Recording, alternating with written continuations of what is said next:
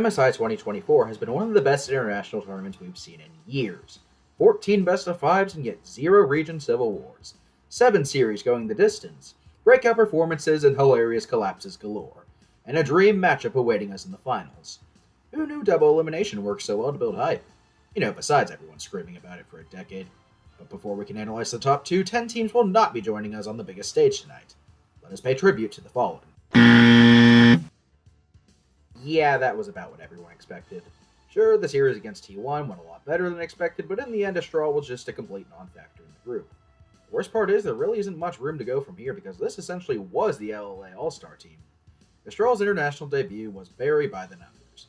Get your feet wet, get punched in the mouth, and hopefully come back stronger. Wow.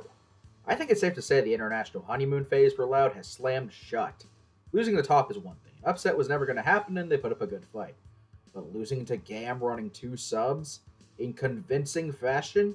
It's no exaggeration to call that one of the worst losses in CB LoL history. Robo and Croc failed to show up in the clutch, and you threw your best mechanical player on fasting center for 3 straight games. Abandon all hope, ye who were fans of the CB LoL. Oh good lord, what was that? I knew something was up the moment they came out flat against PSG in the first series, but this level of incompetence surprised me. Yes, T1 is good. You shouldn't be losing to them in 1731 when they're playing pure scaling, though. And yes, PSG was better than people expected, but FlyQuest did themselves no favors by failing to play to their win conditions. Running an Urgot that's best when people run into him, better spread it into 3 people with no backup. Get a decent tempo playing game 2, better rubber chases into the waiting arms of Maple's Aurelian Soul. FlyQuest's first MSI was a bit of a dud. It's very hard to be positive about anything that happened. At least Masu had a good Jinx game? Bringing in Quad in summer will magically fix every single issue by Worlds? Hopefully? Probably not. GAM Esports made it to the tournament. The only wish I had for them was that they wouldn't lose all 4 games in sub 20 minutes. Instead, they performed better than anyone could have anticipated. While the first series against Fnatic went about as you'd expect it would, they did the seemingly impossible and actually won a series against Loud. Easy Love and Emo stepped up when it mattered, and Kiyaya and Levi showed that all hope is not yet lost for the BCS.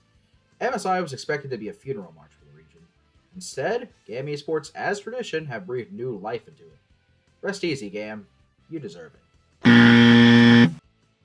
The LEC is never beating the one-team region allegations, are they? Fnatic did their job on the play-in stage and gave top esports a better fight than most predicted. That's about where the positives end. Sure, the Gen G series was closer than expected, but was it really? Did anyone actually believe Gen G was in danger at any point? I certainly didn't. It felt very reminiscent of T1 vs Hanwha at 2021 Worlds. Yes, Fnatic didn't roll over and die like everyone expected, but they just couldn't capitalize on the opportunities Gen G gave them. And of course, the elephant in the room, Fnatic have lost a series to a North American team for the first time ever. They have been around since international tournaments were literally almost only NA versus EU. Noah got the majority of the flame, and yes, he had a really bad tournament, but it's not like anyone else besides Jun showed up in that series either. At the end of the day, it's back to the drawing board for Fnatic as the gap between them and G2 feels wider than ever. Sure, you'll probably make it to Worlds with no issue, but there are now deafening levels of doubt as to whether they can stop spinning the hamster wheel of futility they've been stuck on ever since losing Caps. What an emphatic way to put the BCS back on the map. That was quite possibly the single best MSI a minor region team could have reasonably hoped for. A respectable first series against FlyQuest, taking care of business against the Straw, demolishing the NA second seed in the rematch, taking Billy to 5 games with a very real chance to win the series? Yes, it's painful the biggest upset of League of Legends history slipped through their fingers and the clock struck midnight against G2. But with Maple, Jinjia, and especially Benny playing like that, not only are PSG favorites to repeat back home, the PCS has been given hope they haven't had since 2021. In fact, I'm going to go further. This is the best they've looked since they were the LMS and still a major region. When Worlds arrive this year, keep a very, very close eye on the PCS teams. Surprises are sure to be abound. I don't know what's worse. The top esports followed up a decimation of Team Liquid and a near-reverse sweep of the tournament favorites by laying an egg against a team they were expected to dominate on paper, or the fact that it wasn't even that surprising. Change the players, the tourney name, or the date on the calendar, if there is one thing that is consistent in life, it's top esports underperforming internationally. Cream and Tian getting dominated was one thing, as the former's first international event and the latter's collapse was completely expected once the wheels began to fall off the top. But what happened to Jackie Love and Mako? They went from looking like the best bot lane at the tournament with big plays and carry performances abound to looking dead on arrival in about 24 hours. Top have talent, and I think they should be back at Worlds, but honestly, I have no idea how you fix these issues. Believe in top esports at international events at your own risk. The one-word descriptor of Team Liquid's MSI run would be roller coaster. Their debut against Top went about as poorly as it could have gone. Everyone was overmatched, they put up zero resistance, and looked dead on arrival. Fans were calling for blood, and they looked by far the weakest of the 8 teams left. They then followed that up with a fairly one-sided beatdown of Fnatic. The most criticized players in Yon and APA led the charge as an NA team secured a victory in a best-of series against Europe for the second tourney in a row. And against the world champions T1, if they cleaned up one or two mid-game mistakes in those first 2 games, I believe they could have swept T1. It came to a climax in Game 3 as Yon, eternally criticized and underappreciated Yon, led the charge as North America drew blood from the LCK for the first time in years. They then followed it up by putting their hopes and dreams onto Umti's Lilia, when he was having a horrible series, and the Lilia was into 3 range champions. Questionable decisions aside, this is easily Team Liquid's best international performance since 2019 MSI. There is so much to build on, they leveled up over the tournament, and I can only hope it carries over to Worlds. And the award for most pleasantly surprising team in MSI goes to G2 Esports. In a year where the LEC looks the weakest it's been since the dark times and G2 were expected to do little against the big names, the LEC champs came out swinging against T1. Creative drafts, good map play, Caps turning back the clock to 2019, Mickey X's Poppy support. G2 took T1 the distance in a series for the ages. And even when they couldn't finish the job, they followed it up by taking care of business against a surprisingly strong PSG. And most notably, they decimated top esports off the backs of Han Sama. G2 caught fire at the absolute perfect time. How hot was their hand? A Western team was considered an honest favorite against T1 by the analyst desk. When was the last time that happened? Unfortunately, the high highs come with bitter lows. They flamed out at the worst time possible as they simply just didn't show up in their match against T1. It was still a massive overperformance and they have every reason to be proud, but given how weak T1 was looking and how close they got, this tourney will go down as one of the bigger what-could-have-beens in G2 history.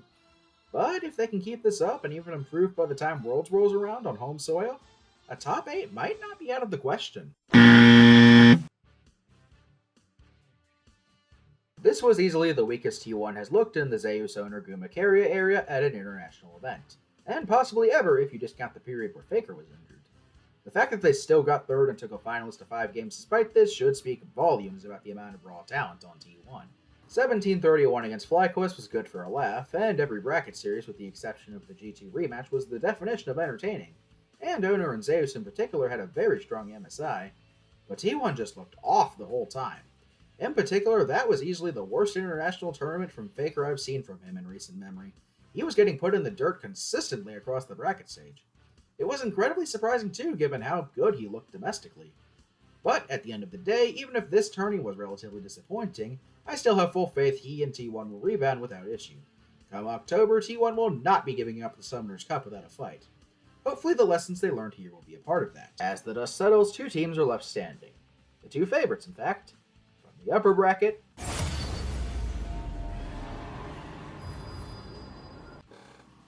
oh hey, you finally made it here. About time. After yet another year of domestic success, followed by horrible, agonizing pain internationally, Gen G swung for the fences in 2024. There would be no expenses spared. They were going to get themselves that ever-elusive international trophy, and God help anyone who got in the way. And for the first time since 2017, things have finally gone to plan for the Black and Gold Brigade. There are almost no weak points to speak of here. Even Pays, who was expected to struggle, has stepped it up. Gen G look almost as good as they do domestically, something that has quite been a rarity this tournament. Keen has been unleashed to a team that is finally worthy of his amazing talent. Canyon has returned to his World Championship winning form using his own Damwon skin no less. But of course the true star of the show has been Chovy. He has been nothing short of immaculate. This meta was almost tailor-made for him and he is taking full advantage of it, as he is putting everyone he meets 6 feet under. A matchup that was 5 years in the making in the upper bracket turned into a slaughter as Chovy claimed the title of best player in the world utterly uncontested. And they are also somehow more than the sum of their parts, as their macro is still strong. That series against Top might have given them a scare, but it has been smooth sailing before, and it's been smooth sailing since. There will be no better opportunity to finally shed all of the choking labels and painful losses than tonight. The stars have practically aligned for the LCK champions, but their opponents are bringing some stars of their own. Billy Gaming did not take their semifinals exit at Worlds lying down. They might have exceeded all preseason expectations and finally put themselves on the map, but BLG wanted more. What else is there to do but augment 4/5 of an amazing core with one of the main pieces of the biggest super team in history? Night's addition to BLG has gone as well as everyone expected. None could stand up to them domestically. An LPL title was all but a foregone conclusion. But at MSI, BLG have had to pull through in the clutch. PSG and T1 both took them to 5 games, yet when it mattered most, BLG rose to the challenge. That's not to say they're perfect. Zune and especially Elk and On have been well below expectations, but BLG have one ace in the hole left to play. Bin has not just been good, he has been otherworldly when BLG needed him most. That Camille game against T1 will be his legacy game. A series on the brink, a game slowly slipping away, and Bin makes the defending world champions look like amateurs. The world has learned to fear Bin on carries. If the rest of BLG can rise to his level, perhaps the MSI trophy will remain in China for the 4th straight year. Coming into this tournament, this was expected to be the heavyweight fight to end all heavyweight fights. Not only were both teams the uncontested best in the world, they were also totally different stylistically. Genji's immaculate macro versus Billy's unparalleled early aggression. And if both teams play to the level we know they can reach, this will be the series of the year. However, only one team has consistently been showing that level. While BLG have taken a few steps back, Genji have only continued to rise higher and shine brighter. This meta is all but hand-picked for Genji's champ pools, they've adapted the lane swaps the best out of any team, and overall they should be fairly considerable favorites coming into this match. If BLG want to win, not only will Bin need to continue to go God mode, the rest of his team will have to join him. And they'll need to solve the seemingly unsolvable problem that is Chovy. That is a lot of ifs. I believe Genji will take it in convincing fashion and bring the LCK their first MSI since 2017. Whatever the result, may it be a banger of a series.